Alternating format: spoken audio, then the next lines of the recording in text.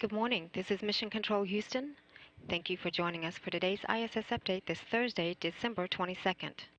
Aboard the orbiting complex, Station Commander Dan Burbank and flight engineers Anton Shkaplerov and Anatoly Ivanishin, now rounding out their 6th week in space, continue to conduct science experiments that take advantage of their microgravity environment, perform regular maintenance to their orbital home, and prepare for the arrival of 3 new crew members who are scheduled to arrive at the space station tomorrow morning at 9:22 a.m. Central Time.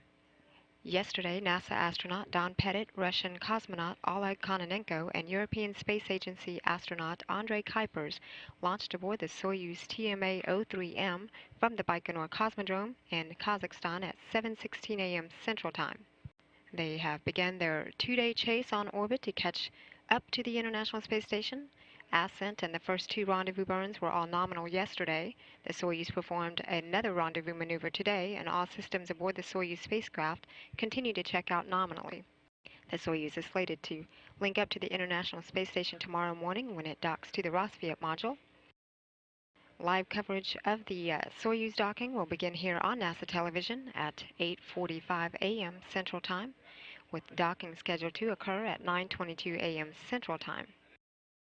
Meanwhile, the Expedition 30 crew, now aboard the International Space Station, began their morning with the first of 2 daily planning conferences a couple hours after wake-up at midnight.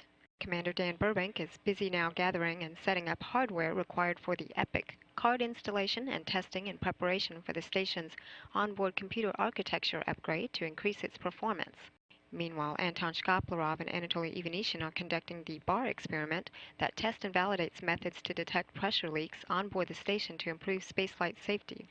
And later, Shkaplerov will photograph ongoing geophysics experiment known as Uragan that tests an experimental ground-based system that uses Earth observations from the space station's vantage point to classify and predict natural disasters such as hurricanes. Earlier this morning, after performing a reaction self-test that monitors the daily effects of fatigue on performance during long-duration spaceflight and his regular morning inspection of the station, Commander Dan Burbank began his workday on the microgravity science glove box. He also did some work on the compound-specific analyzer.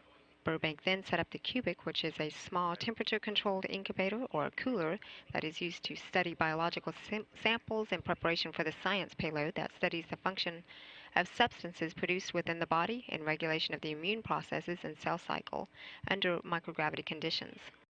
That science payload launched aboard the Soyuz spacecraft yesterday morning that is now on its way to the International Space Station.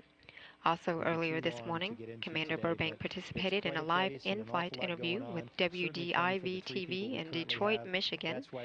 Flight engineer Anton Shkaplerov spent some time early this morning with a variety of maintenance tasks of the service module, including some circuitry checkout, a coolant leak, and a control and atmosphere monitoring sensor checks, and also a filter unit replacement.